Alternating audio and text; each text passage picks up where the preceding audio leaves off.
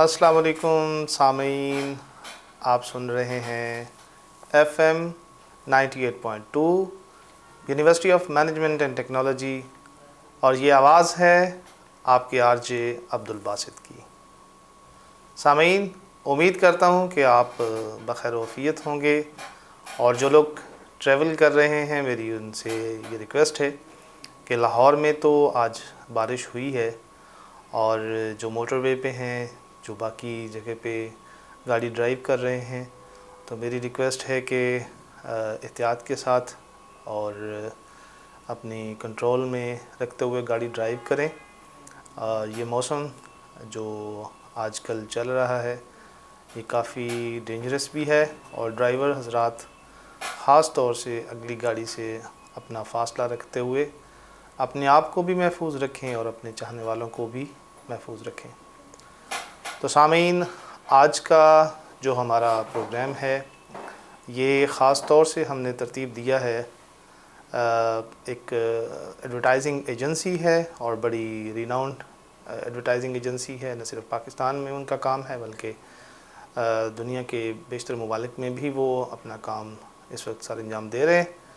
तो हमारे जो आज मेहमान है वो दानिश सुहेल अज़ीज़ साहब हैं, head business development message communications, Lahore से उनका ताल्लुक़ है। और दानिश साहब, मैं आपको अपने शो में, अपने प्रोग्राम में वेलकम करता हूँ।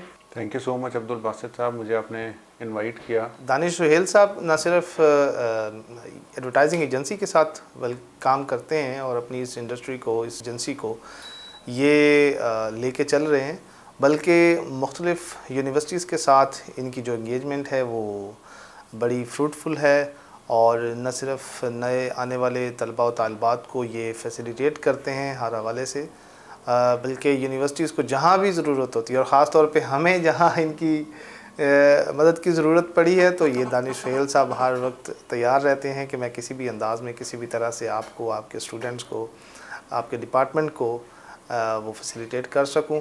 तो मैं इनका इस पे मशकूर भी हूं।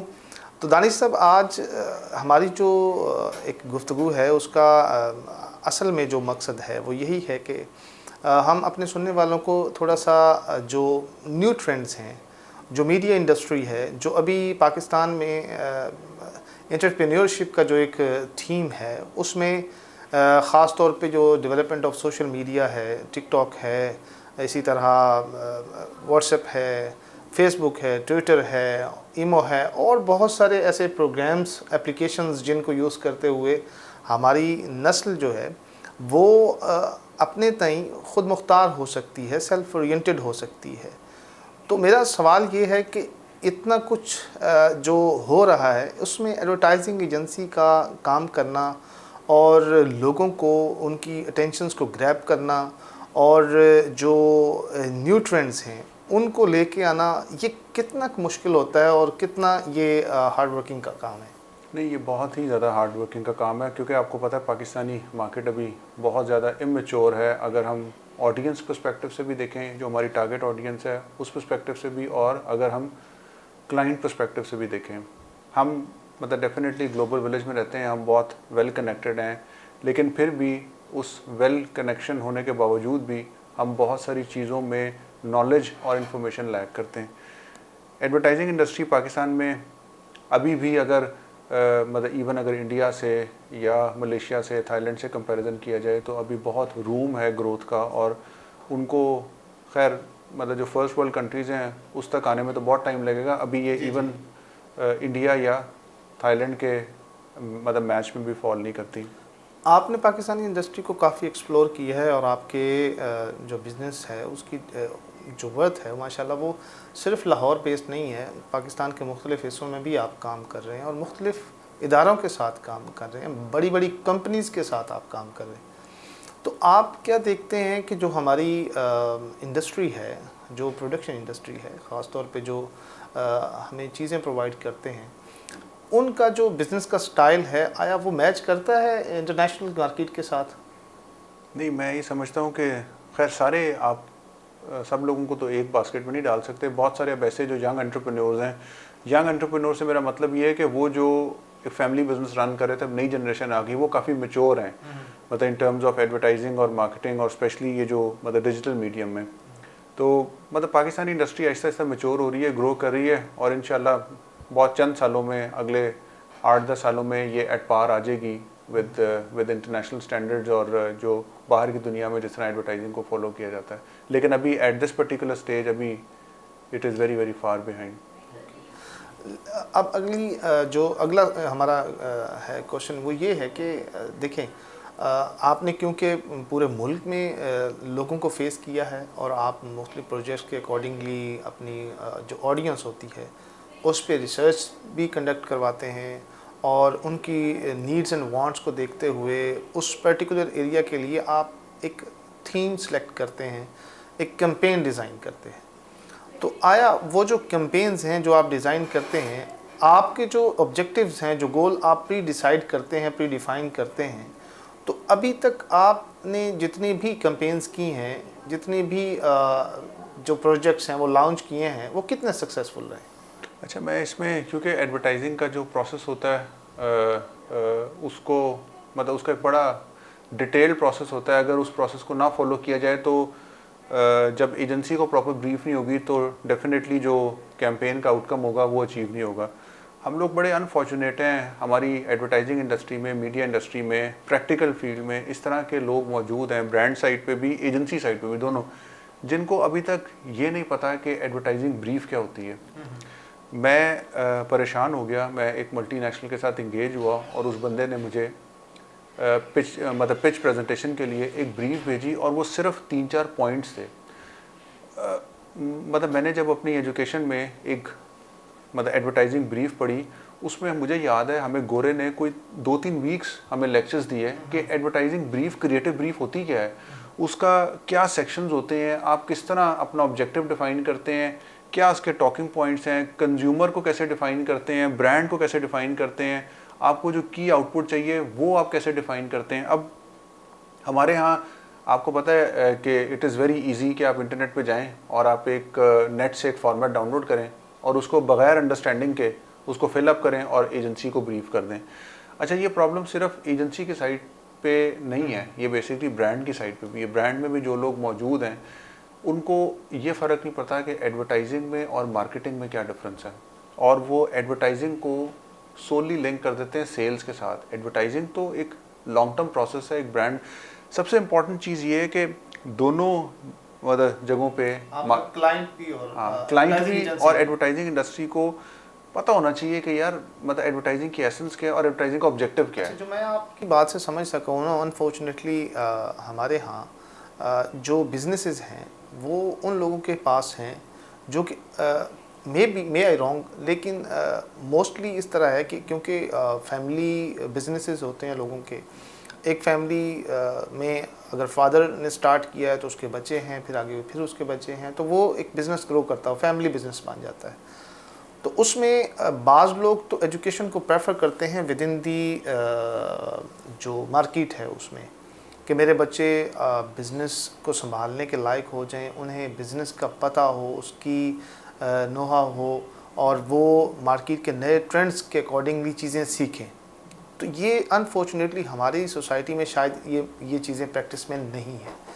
मीन कि अगर एक बिज़नेसमैन है तो उसने बिज़नेस की कोई एजुकेशन बच्चों को दिलवाई हो ताकि वो बच्चे मेरे इस बिज़नेस के लिए तैयार हो सकें, जिसका अनफॉर्चुनेटली रिज़ल्ट ये है कि जैसे आपने अभी बताया कि जो क्लाइंट ब्रीफ है वो तक आपको उस अंदाज में नहीं दे पाते कि हमारा ऑब्जेक्टिव क्या है, हमारी टारगेट ऑडियंस क्या है, हम किस लेवल पे अपनी कैंपेन्स बनाना चाहते हैं, हम कौन सी टारगेट ऑडियंस को अट्रैक्ट करना चाहते हैं, हमारी इवन प्रोडक्ट की वर्थ क्या है।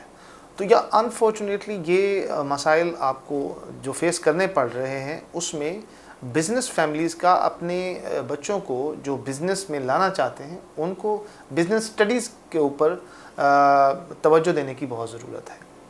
अच्छा, दूसरी बात यह कि जो एक मसला बीइंग एकेडमिशियंस मैंने फेस किया और फील किया स्टूडेंट्स में कि due to the emergence of social media लोग अपने आप को यूट्यूब के साथ लिंक करते हैं और वहाँ से जो चीज़ें हैं वो सीखने की कोशिश करते हैं, प्रैक्टिकली फील्ड को अडॉप्ट नहीं करते।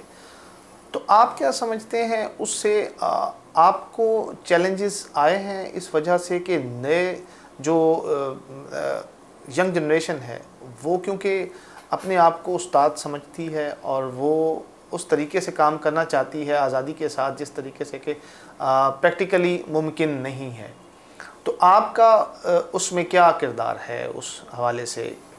अच्छा, जिस तरह मैंने आपको कहा ना कि फॉल्ट नहीं, बेसिकली लैक ऑफ नॉलेज मतलब एग्जिस्ट करता है। अच्छा, लोगों के पास इंफॉर्मेशन बहुत है लेकिन नॉलेज बहुत कम है।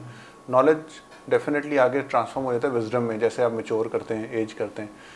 तो मैंने आपको बताया कि लैक ऑफ नॉलेज एग्जिस्ट करता है एजेंसी एंड पे भी, ब्रांड एंड पे भी, ओवरऑल। अगर मैं, क्योंकि मेरा ताल्लुक बेसिकली एडवर्टाइजिंग और मीडिया इंडस्ट्री से, ये मतलब बड़ी अनफॉर्चुनेट बात है कि हमें जब बेसिकली क्लाइंट ब्रीफ करते हैं, वो कहते हैं कि जी कि उनका ब्रीफ ये होता है कि आपने ये एक कैंपेन बेसिकली बनानी है। अगर इनफैक्ट अगर देखा जाए, अगर इसकी बहुत डेप्थ में जाया जाए, अगर हम नए ब्रांड की लॉन्च बात करें, मतलब उसकी लॉन्च पे बात करें, तो सबसे पहले तो इम्पॉर्टेंट चीज़ ये है कि उसकी एक पोजिशनिंग स्टेटमेंट डिफाइन की जाए। हम यानी कि जंप कर जाते हैं, हमें क्योंकि मतलब लोगों को नॉलेज नहीं है, तो वो कहते हैं कि जी कैंपेन डिज़ाइन करें। Campaign is not the first objective, first objective is to define the positioning statement. मैं एक केस स्टडी पढ़ रहा था, वो मालब्रो की। मालब्रो आपको पता है बहुत मशहूर सिगरेट का ब्रांड था, और उन्होंने अपनी पोजिशनिंग स्टेटमेंट डिफाइन करने के लिए उन्होंने कम से कम 6 मंथ्स लिए एजेंसी ने। उनकी एजेंसी होती थी ओगिल्वी, मैथर एंड बेंसन। उन्होंने 6 महीने सिर्फ पोजिशनिंग स्टेटमेंट डिफाइन करने में लगाए, और उन्होंने अपना सिंबल इस्टेब्लिश किया। वो कंट्रीमैन, आपको याद होगा, वो जो एक हैट पहन के, और वो बंदा उन्होंने अपनी एडवर्टाइजमेंट में कैरी किया।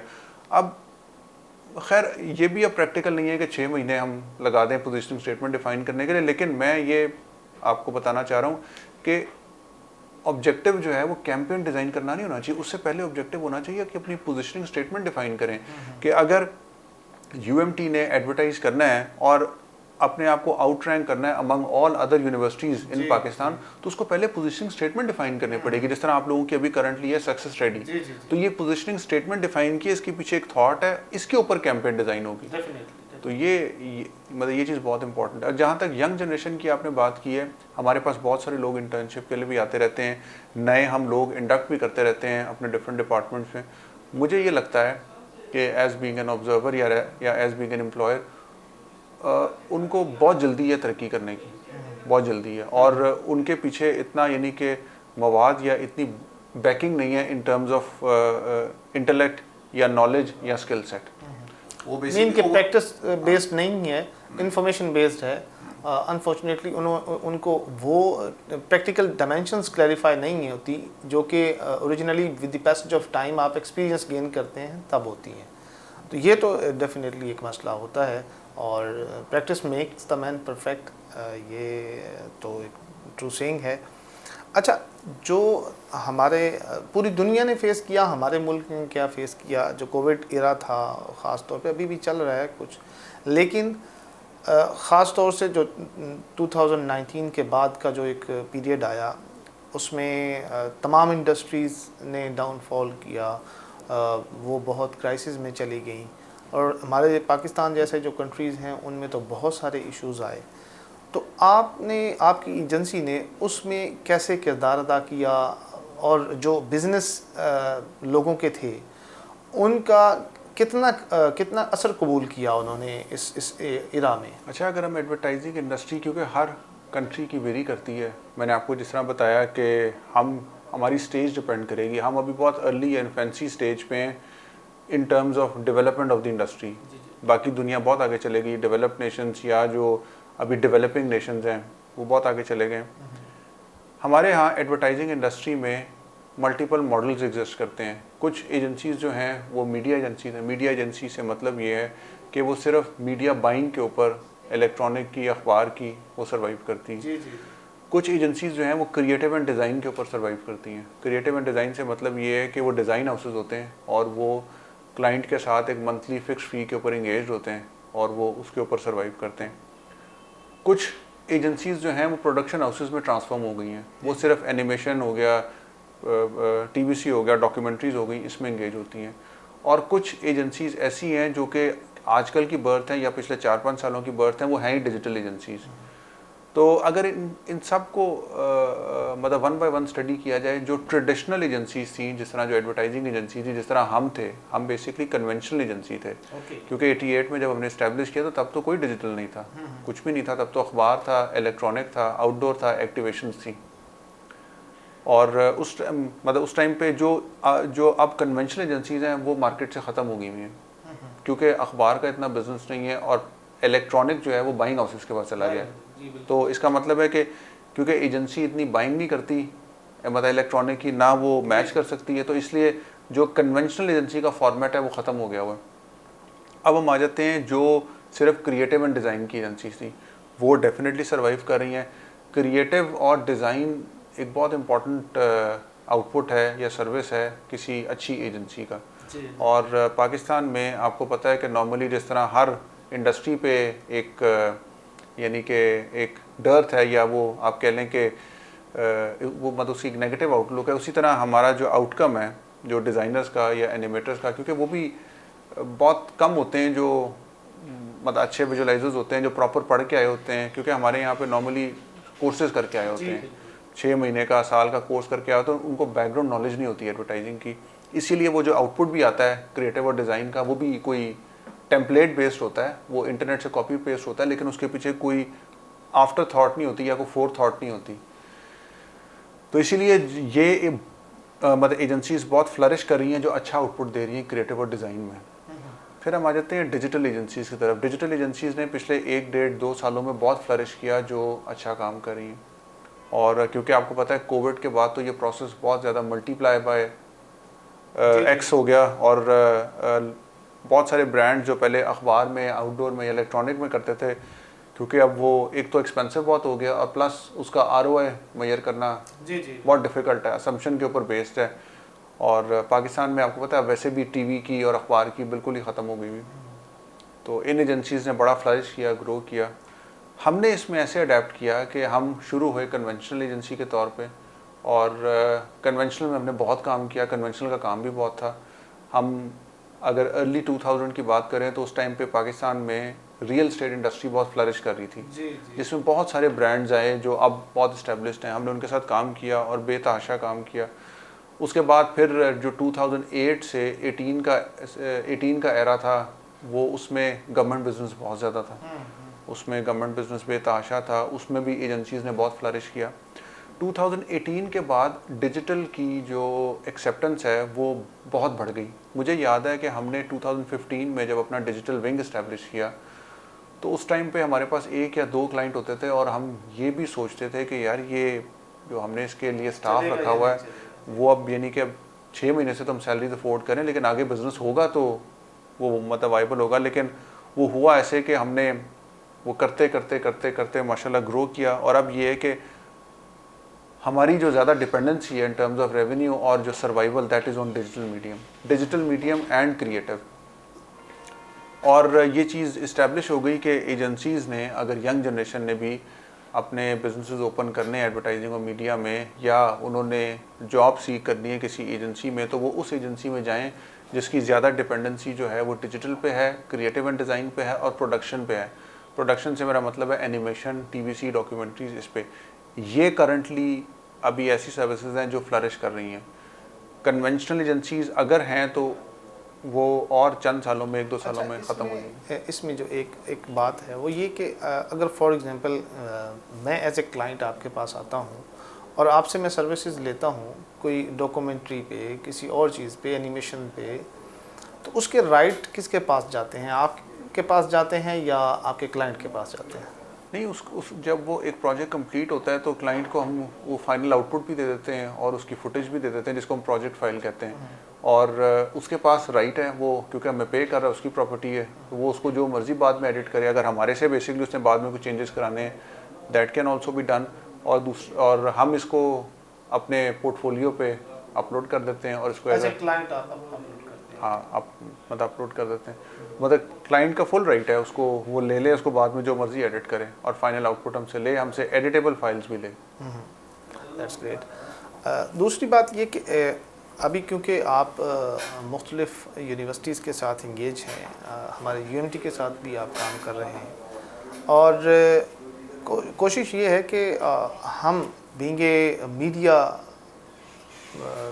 जो स्टूडेंट्स हैं, मैं ख़ुद भी क्योंकि जहाँ उस्ताद की हैसियत से इंगेज हूँ, वहाँ हम बीइंग ए स्टूडेंट भी बहुत सारी चीज़ें सीख रहे होते हैं। न्यू ट्रेंड्स के साथ हम अपने आप को इंगेज करते हैं, नई चीज़ें सीखने की कोशिश करते हैं, मार्केट में इंगेज होने की कोशिश करते हैं, मुख्तलिफ़ लेवल्स पे लोगों के साथ इंगेजमेंट्स बनाने की कोशिश करते हैं, फैकल्टी डेवलपमेंट प्रोग्राम्स के साथ हम जाते हैं।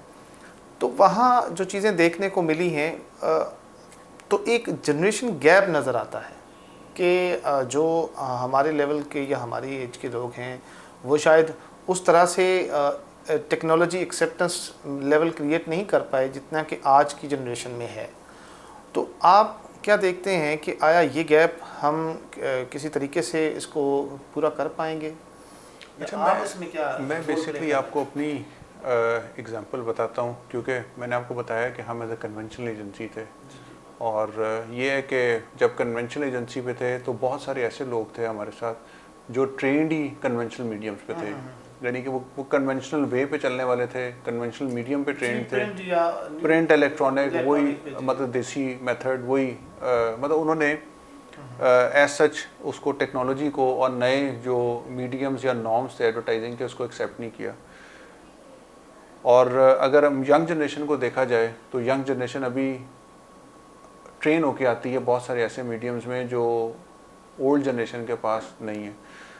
तो हमने ये डिसीजन किया कि हमने अगर ग्रो करना है तो हमने बेसिकली उन बाबों से जान छुड़ानी है जो एडवर्टाइजिंग इंडस्ट्री में थे लेकिन वो उन्होंने अडेप्ट नहीं किया। तो बेहतर यही है कि जो पुराने लोग हैं वो अडेप्ट करने, वरना वो फिर मार्केट से वाइप आउट हो जाएंगे, जो कि हो भी रहे हैं। हमारा जो इवन के मीडिया जो पूरा इलेक्ट्रॉनिक मीडिया है, उसमें जो कोविड एरा में जो चीज़ें हुई हैं, डेफिनेटली आप भी उसको जानते हैं, मुझे भी पता है कि बहुत सारे न्यूज़ चैनल्स ने जहां इतने अपने एम्प्लॉयज़ को फारिग किया, उसमें ज़्यादा वजह यही थी कि वो न्यू ट्रेंड्स के साथ वेल अवेयर नहीं थे, उन्होंने अपने आप को उस अंदाज में वेल इक्विप नहीं किया।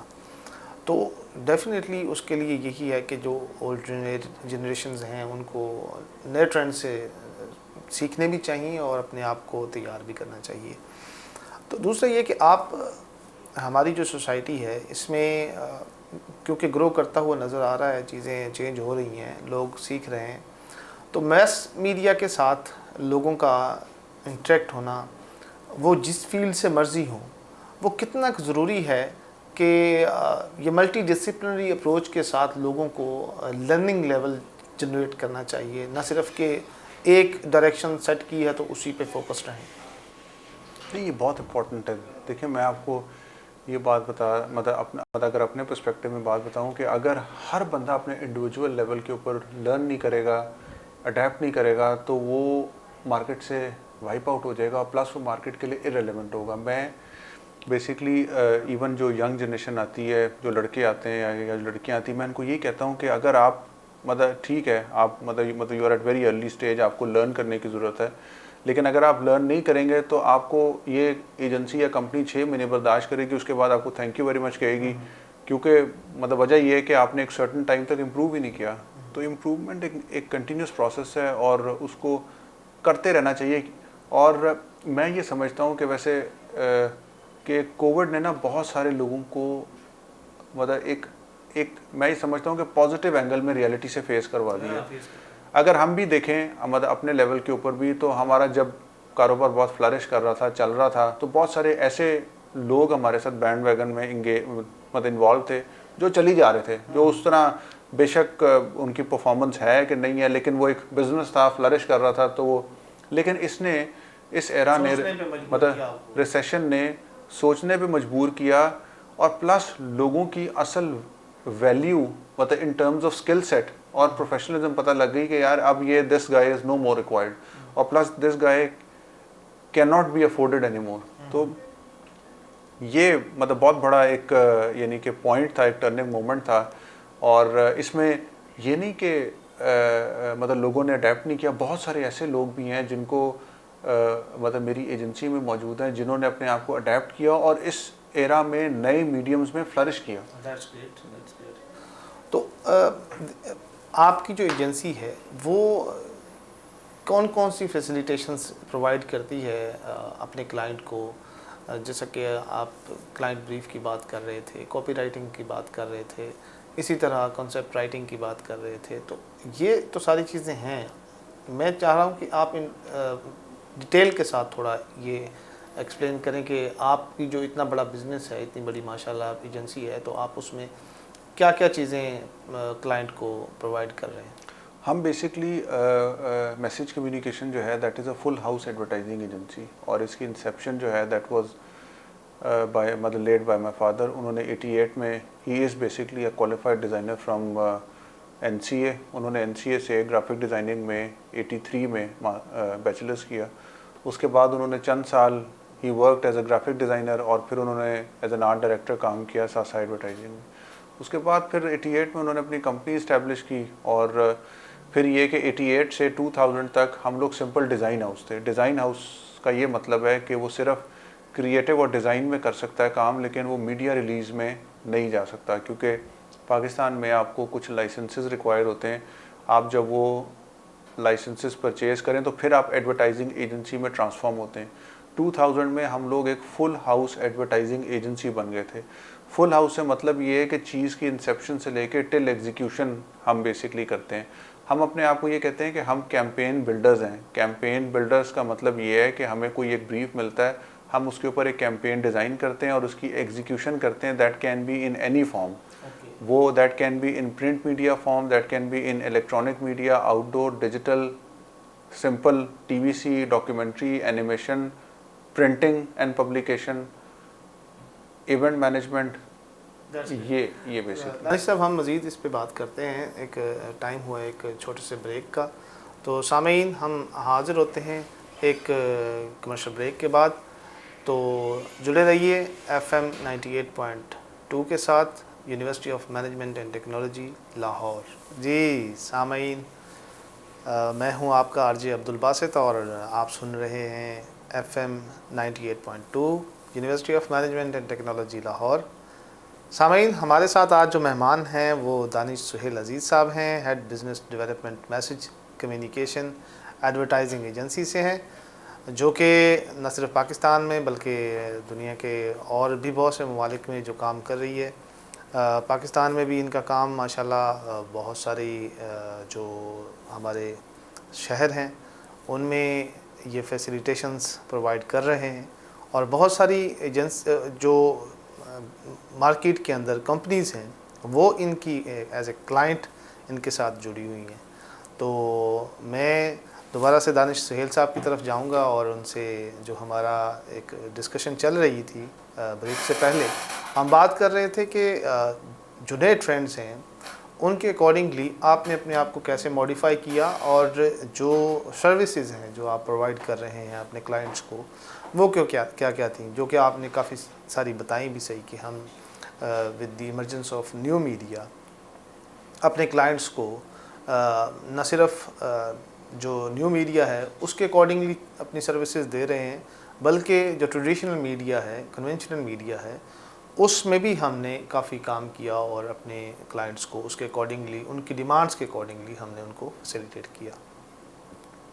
तो अभी क्योंकि हमारा ताल्लुक़ स्टूडेंट्स के साथ है, तो हमारी जो यूनिवर्सिटी है उसमें जो school of media and communication studies हैं, जो डिपार्टमेंट है, जो स्कूल है, ये काफ़ी डाइवर्सिफाइड है। इसके अंदर जहाँ फिल्म एंड TV का प्रोग्राम चल रहा है, वहीं ब्रॉडकास्टिंग में और भी प्रोग्राम हैं। ये जर्नलिज्म एंड रिसर्च पे काम करवा रहे हैं, ये एडवर्टाइजिंग एंड पब्लिक रिलेशंस पे अपने बच्चों को तैयार कर रहे हैं, और स्पेशलाइजेशंस के कोर्सेज़ जो हैं वो ऑफ़र करते हैं।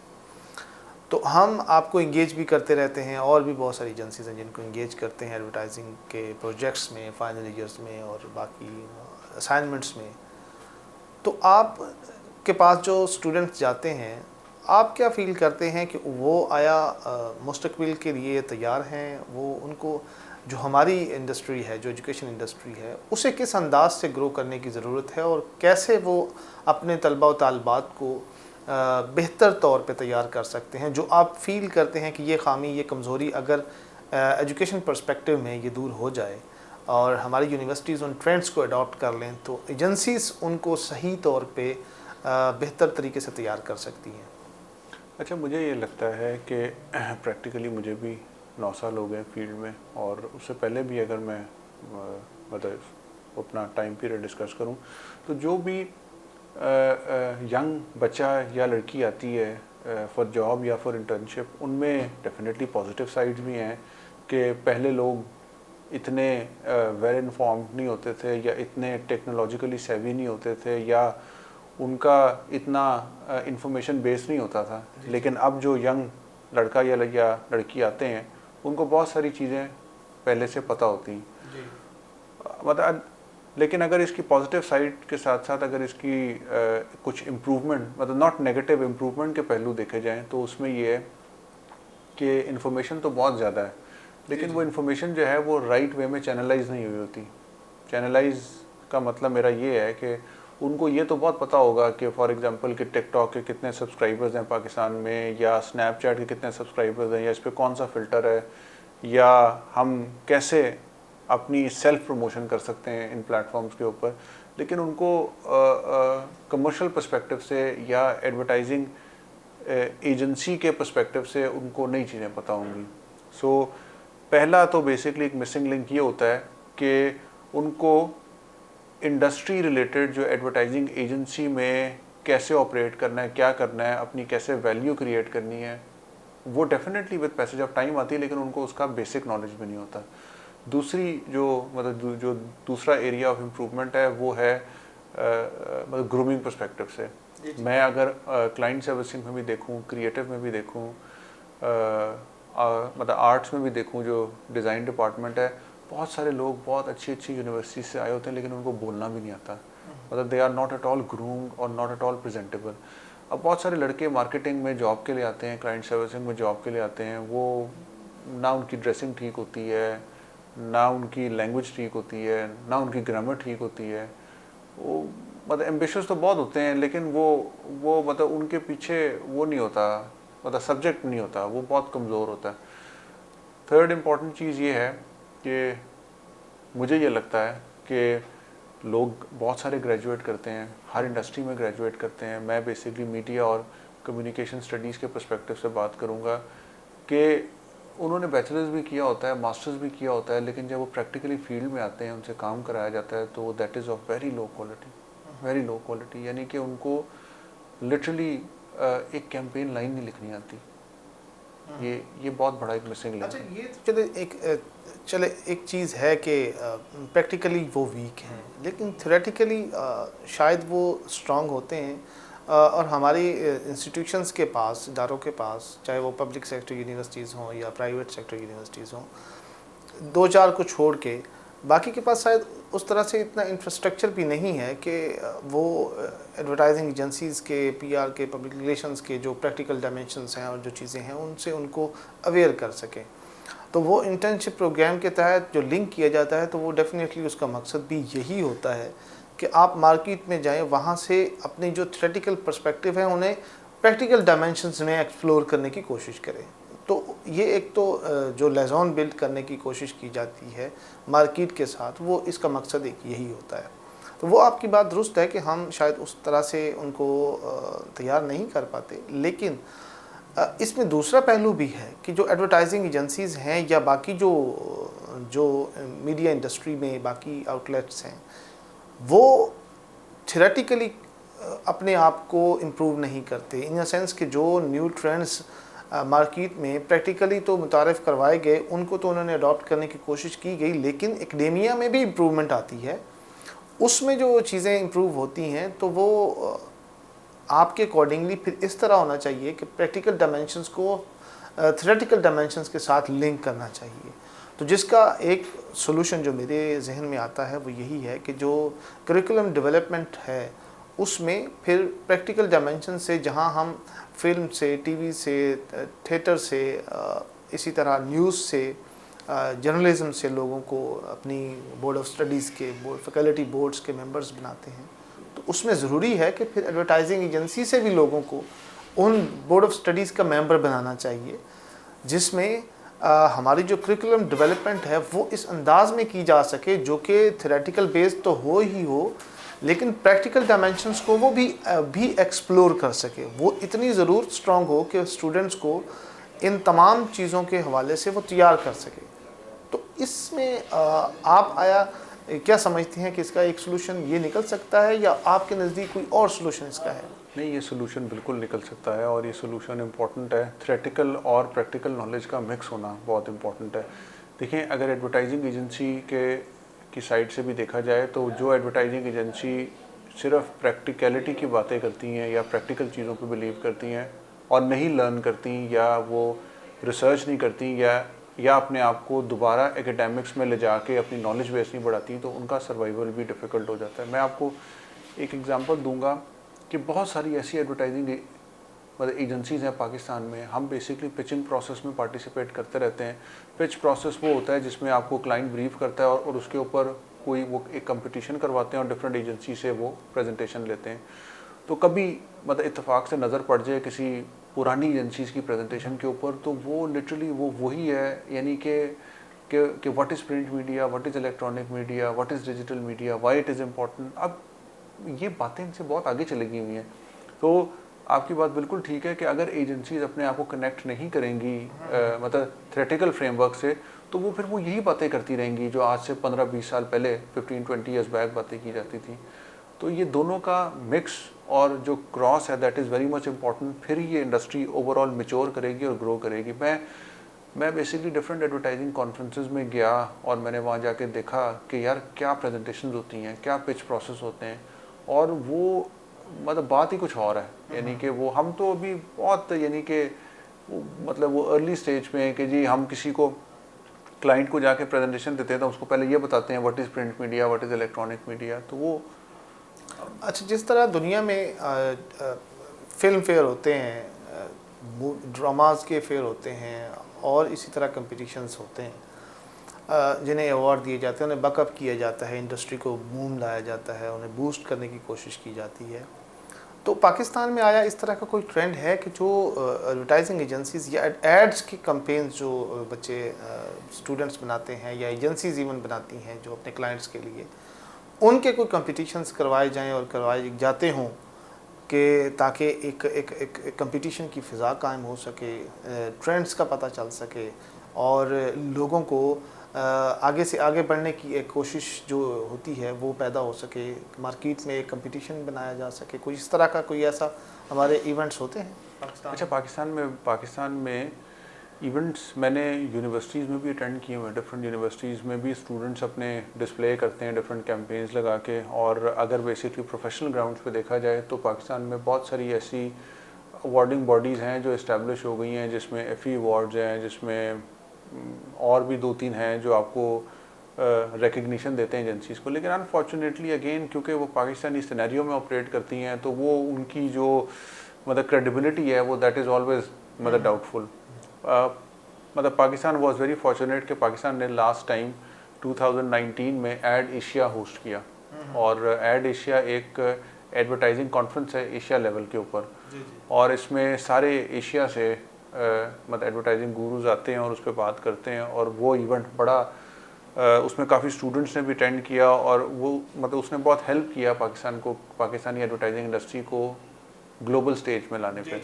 और बहुत सारा पाकिस्तानी ऐसा काम था जो रिकग्नाइज भी हुआ, जो हमारे से बाहर के लोगों को भी मतलब के भी पता चला कि यार मतलब जो पाकिस्तानी एडवर्टाइजिंग इंडस्ट्री वो क्या काम प्रोड्यूस कर रही है। तो ऐसे इवेंट्स होते रहते हैं, लेकिन कम है, होने ज़्यादा चाहिए। बाहर की दुनिया में तो बहुत ज़्यादा होते हैं। अब तो हमारे पास डिजिटल मीडियम का प्लेटफॉर्म है।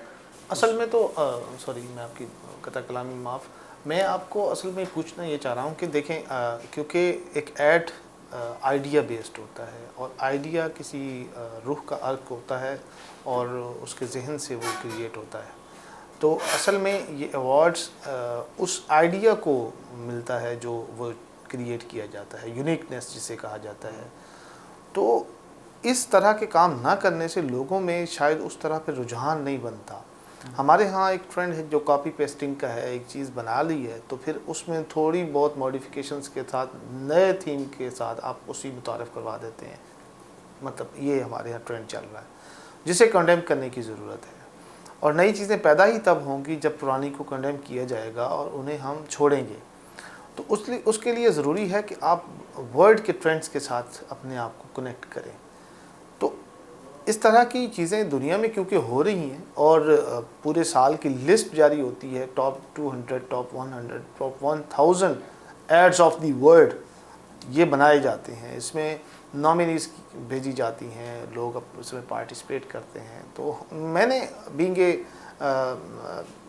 टीचर एडवर्टाइजिंग के कोर्स के, मैंने शायद इस तरह से वो चीज़ें मेरी नज़र से नहीं गुजरी। मैंने पाकिस्तान से नॉमिनीज़ देखी हों, लोग गए हों, उन्होंने अपने आप को उसमें उसमें रैक किया हो और फिर उन्हें उस पर परखा गया हो। तो आया आपके नज़दीक कुछ ऐसा हुआ या आपकी कंपनी ने कोई ऐसी कोशिश की? नहीं, हमने बिल्कुल कोशिश की। हमने एक दो दफ़ा अपनी कैंपेन्स भी सबमिट की, लेकिन वो सिर्फ उस पर था जो पाकिस्तान में अवार्ड्स होते हैं उन तक ही महदूद था। लेकिन मैंने आपको जिस तरह पहले बताया कि क्योंकि वो पाकिस्तानी इन्वायरमेंट में ऑपरेट कर रही होती हैं तो उनकी अगेन जो क्रेडिबिलिटी होती है ना, दैट इज़ डाउटफुल। इसलिए फिर हमने ये डिसाइड किया कि यार हम अपने काम से बेसिकली मतलब एक इम्पैक्ट क्रिएट करते हैं। ये अवार्ड्स ग्लोबल लेवल पे देखे जाएंगे, नॉट एट पाकिस्तान लेवल।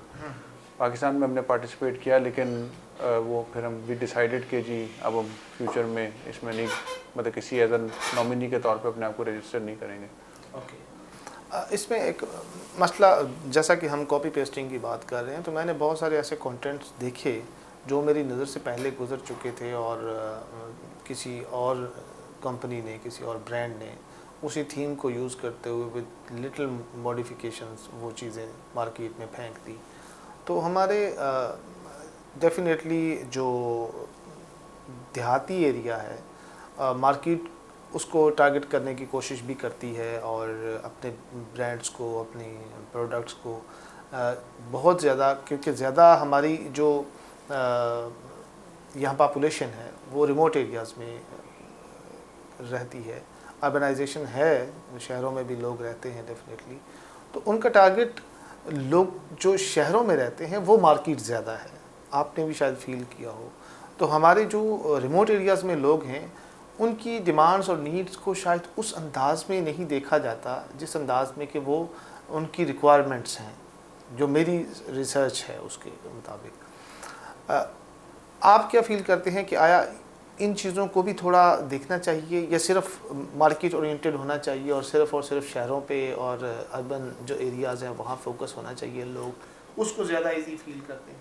नहीं, अगेन ये डिपेंड करता है कि हम अगर अपना अर्बन पॉपुलेशन बेस देखें तो आपने बिल्कुल ठीक कहा कि रूरल अर्बन माइग्रेशन बढ़ गई है। मतलब लोग अब ज़्यादा देहातों से शहरों की तरफ मूव करें, लेकिन अभी भी अगर देखा जाए तो ज़्यादा परसेंटेज हमारी देहातों में, विलेजेस में या जो लो लाइन एरियाज़ हैं या जो सेमी अर्बन एरियाज़ हैं वहाँ पे रहते हैं।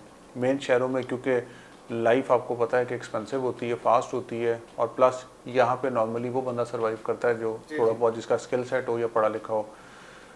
तो ये डिपेंड करता है कि आपकी प्रोडक्ट है क्या, उसकी नेचर क्या है, उसकी मार्केट क्या है, उसके अकॉर्डिंगली उसको एडवर्टाइज करना चाहिए कि यार हमने शहरों पे फोकस करना है या हमने देहातों में फोकस करना है। मैं आपको एक एग्जांपल दूंगा कि हम जब किसी क्लाइंट से ब्रीफ लेते हैं या क्लाइंट बेसिकली अपने आइडिया शेयर करता है तो वो बहुत ज़्यादा मिसालें देता है इंडियन एड्स की, कि वो देखें जी एक मतलब इंडियन ऐड था, वो इतना क्रिएटिव था कि उसने 2 सेकंड में बात कम्युनिकेट कर दी। और लेकिन जब एग्जीक्यूशन की बात आती है, जब क्लाइंट एग्जीक्यूशन की तरफ जाता है तो वो वही डांस होता है, वो डांस करके बिस्किट सेल कर देते हैं, वो डांस करके ही कोई टेलीफोन का पैकेज सेल कर देते हैं।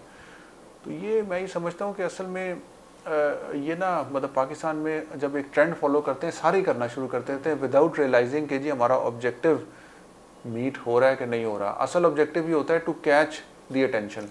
वो लोग ये नहीं देखते कि यार हमारा जो की मैसेज है वो ब्रांड का कम्युनिकेट हो रहा है कि नहीं हो रहा, क्या हम एक्शन जनरेट कर रहे हैं लोगों को। आप मुझे ये बताएं कि आपने जितने भी एड्स देखे होंगे घी के, बिस्किट्स के, आपको सिर्फ डांस याद है या उनका कोई यूएसपी नहीं याद? इसी तरह बहुत सारे ऐसे हैं। और दूसरी बात ये कि क्योंकि न्यू मीडिया है तो उसकी इमरजेंस की वजह से बहुत बड़े बड़े बिजनेस ने अपनी जो ऑनलाइन बाइंग है उस पर ज़्यादा तवज्जो दी है। तो इसके होने की वजह से आया एडवर्टाइजिंग एजेंसी का जो एक कॉन्सेप्ट है वो मादूम होता हुआ नज़र आता है।